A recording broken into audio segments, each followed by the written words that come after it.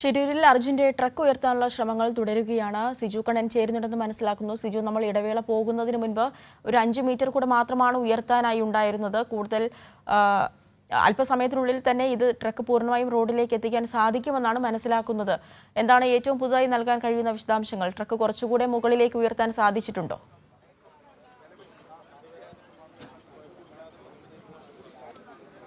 അവിടെ ഇനി ഒരു 5 മീറ്റർ കൂടി നിരപ്പായ സ്ഥലത്തേക്ക്, ദേശീയപാതയുടെ വശത്തായുള്ള സ്ഥലത്തേക്ക് 5 മീറ്റർ കൂടി കടന്നു പോകേണ്ടതുണ്ട്. എങ്കിൽ മാത്രമേ ഈ ദൗത്യം വിജയകരമാവൂ. ഇപ്പോൾ ഡ്രഡ്ജറിനകത്തെ ക്രെയിൻ സംവിധാനം ഉപയോഗിച്ച് അതിന്റെ പിൻഭാഗത്ത് ബന്ധിപ്പിച്ച് ശേഷം കരയിലുള്ള ക്രെയിൻ സംവിധാനം അത് ഇരുമ്പ് വടം വഴി അതിന്റെ മുൻഭാഗത്തും ബന്ധിപ്പിച്ച ശേഷമാണ് അത് പുറത്തേക്ക് എത്തിക്കുന്നത്. ഇപ്പോൾ ഏതാണ്ട് ഒരു 10 മീറ്റർ നേരത്തെ ഉണ്ടായിരുന്ന സ്ഥാനത്ത് നിന്ന് ട്രക്ക് നീക്കി എത്തിക്കാൻ കഴിഞ്ഞു. ഒരു 5 മീറ്റർ കൂടി കടന്നു പോകേണ്ടതുണ്ട്. ആ 5 മീറ്ററിൽ വലിയ തോതിൽ മണ്ണും കല്ലും എല്ലാം അടിഞ്ഞുകൂടി കിടക്കുന്നത് നമുക്ക് കാണാം. ആ ഭാഗം കൂടി ഇനി കടന്ന് എത്തിയാൽ മാത്രമാണ് ആ മുകളിലേക്ക് എത്തിക്കാൻ കഴിയുക. കഴിഞ്ഞ ദിവസം 2 തവണ ശ്രമിച്ചിട്ടും പരാജയപ്പെട്ട ദൗത്യമാണ്. കഴിഞ്ഞ ദിവസം ഉപയോഗിച്ച് ബന്ധിപ്പിച്ചായിരുന്നു ഇത് കരയിലെത്തിക്കാൻ ശ്രമിച്ചത്. 2 ക്രെയിൻ സംവിധാനം കരയിലും ഡ്രഡ്ജറിലെ ക്രെയിൻ പുഴയിലും നിന്നുകൊണ്ടായിരുന്നു ഇത് ഉയർത്താൻ ശ്രമിച്ചത്. പക്ഷേ എങ്കിലും പരാജയപ്പെട്ടു. 3 ക്രെയിൻ സംവിധാനം ഉപയോഗിച്ചിട്ടും ഇത് പരാജയപ്പെടുന്നതാണ് കണ്ടത്. വടം പൊട്ടിപ്പോകുന്ന ഒരു സാഹചര്യമായിരുന്നു. അതുകൊണ്ട് ഇന്ന് രാവിലത്തേക്ക് ദൗത്യം മാറ്റിവെക്കുകയായിരുന്നു. രാവിലെ 8:30 കൂടിയാണ് ഇതിപ്പോൾ ആരംഭിച്ചിരിക്കുന്നത്. അത് 5 മീറ്റർ കൂടി എത്തിക്കാൻ കഴിയും. കരയിൽ ഏതാണ്ട് അടുത്തേക്ക് ഇത് നിലവിൽ എത്തിക്കഴിഞ്ഞിട്ടുണ്ട്. 10 മീറ്ററിലധികം മുകളിലേക്ക് ഉയർത്താൻ സാധിച്ചിട്ടുണ്ട്.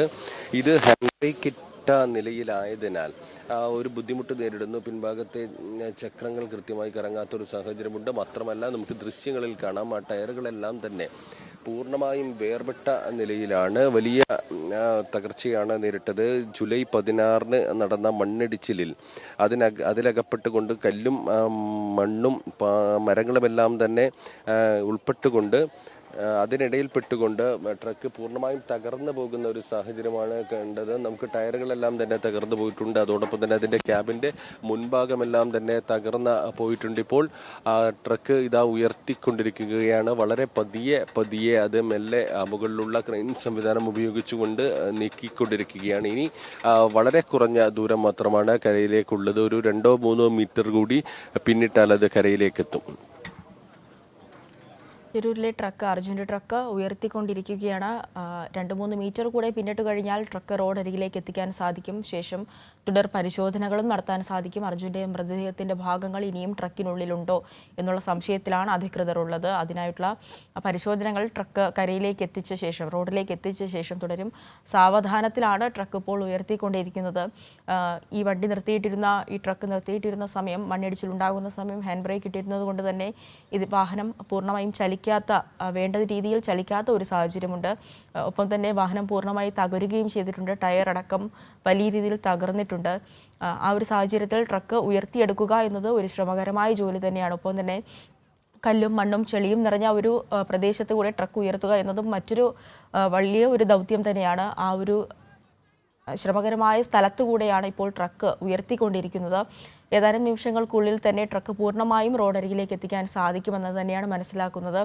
അതുമായി ബന്ധപ്പെട്ടുള്ള വിശദാംശങ്ങളാണ് സിജു കണ്ണൻ നൽകിക്കൊണ്ടിരിക്കുന്നത്. സിജു, 2-3 മീറ്റർ കൂടെ എത്തിക്കാൻ കഴിഞ്ഞാൽ ട്രക്ക് റോഡിലേക്ക് എത്തിക്കാൻ സാധിക്കും. ഈ ട്രക്ക് ഉടമ മനാഫ് ഇപ്പോൾ സ്ഥലത്തുണ്ടോ അതോ നാട്ടിലേക്ക് തിരികെ എത്തിയിട്ടുണ്ടോ?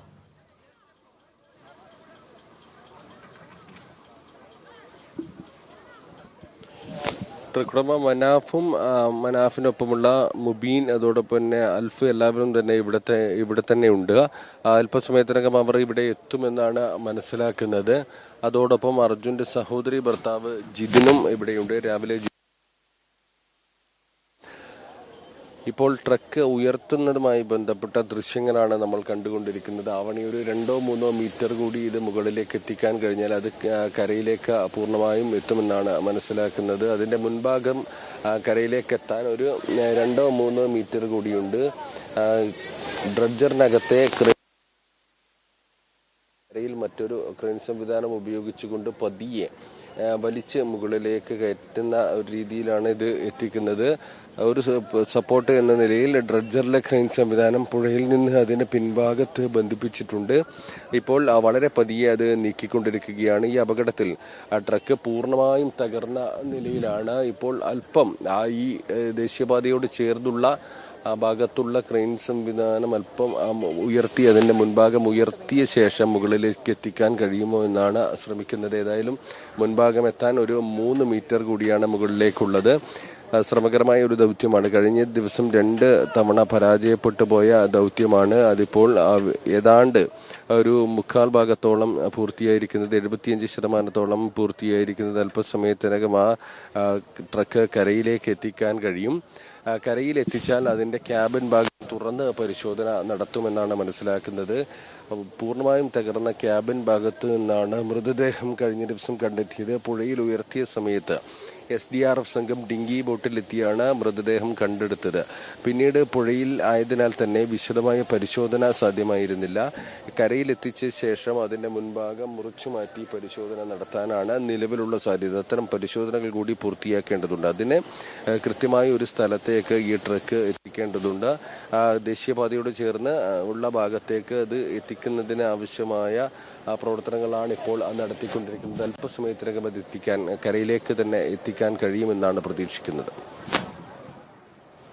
ട്രക്ക് കരയിലേക്ക് ഉയർത്താനുള്ള ശ്രമങ്ങൾ പുരോഗമിച്ചുകൊണ്ടിരിക്കുകയാണ്. അല്പസമയത്തിനുള്ളിൽ തന്നെ ട്രക്ക് റോഡരികിലേക്ക് എത്തിക്കാൻ സാധിക്കും. ശേഷം കൂടുതൽ പരിശോധനകളും നടത്താൻ സാധിക്കും. കഴിഞ്ഞ ദിവസം വൈകിട്ട് 3 മണിയോടെയാണ് അർജുൻ്റെ ട്രക്ക് പുഴയിൽ നിന്നും കണ്ടെത്താൻ സാധിച്ചത്. അത് ഉയർത്തിയെടുക്കുകയും അതിനുള്ളിൽ നിന്ന് ക്യാബിനുള്ളിൽ നിന്ന് തന്നെ അർജുൻ്റെ മൃതദേഹം ലഭിക്കുകയും ചെയ്തിരുന്നു. നേരത്തെ മനാഫ് പറഞ്ഞിരുന്നത് പോലെ തന്നെ ട്രക്കിനുള്ളിൽ തന്നെ ക്യാബിനുള്ളിൽ തന്നെ അർജുൻ്റെ മൃതദേഹം ഉണ്ടാകും എന്ന് ലോറി ഉടമ മനാഫ് പറഞ്ഞിരുന്നത് പോലെ തന്നെ ക്യാബിനുള്ളിൽ നിന്നും അർജുൻ്റെ മൃതദേഹം കണ്ടെത്തുകയുണ്ടായി. ഇത്രയും നാളത്തെ ഏതാണ്ട് 2 മാസം കഴിയുകയുണ്ടായി ഈ ഒരു മണ്ണിടിച്ചിൽ അവിടെ ഉണ്ടായിട്ട്. ഇത്രയും നാളത്തെ പരിശ്രമങ്ങൾക്കൊടുവിലാണിപ്പോൾ ഈ ട്രക്ക് കണ്ടെത്താൻ സാധിച്ചിരിക്കുന്നത്. കഴിഞ്ഞ ദിവസം അർജുൻ്റെ മൃതദേഹം കണ്ടെത്തിയിരുന്നു. ശേഷം മൃതദേഹം DNA പരിശോധനയ്ക്കായി കാർവാർ ആശുപത്രിയിലേക്ക് മാറ്റിയിട്ടുണ്ട്. ഇന്ന് തന്നെ പരിശോധനാ ഫലം ലഭിക്കുമെന്നാണ് പ്രതീക്ഷിക്കുന്നത്. ശേഷം നാളെയോടെ കുടുംബത്തിന് മൃതദേഹം വിട്ടു നൽകാനുമുള്ള സാധ്യതയാണ് നിലവിലുള്ളത്. ഇപ്പോൾ ഈ ട്രക്ക് ഏതാണ്ട് റോഡരികിലേക്ക് എത്തിയിട്ടുണ്ട്. കുറച്ചുകൂടെ ഒരു 2-3 മീറ്റർ കൂടെ മാറുകയാണെങ്കിൽ ട്രക്ക് പൂർണ്ണമായും റോഡിലേക്ക് എത്തിക്കാൻ സാധിക്കും.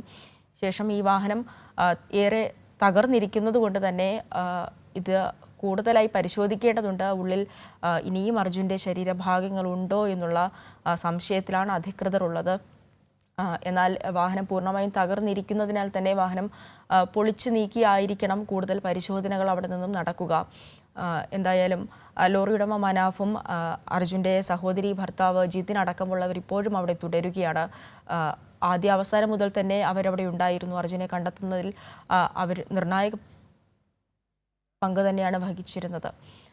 അല്പസമയത്തിനുള്ളിൽ തന്നെ അർജുൻ്റെ ട്രക്ക് റോഡരികിലേക്ക് എത്തിക്കും. കൂടുതൽ പരിശോധനകളും ഉണ്ടാകും.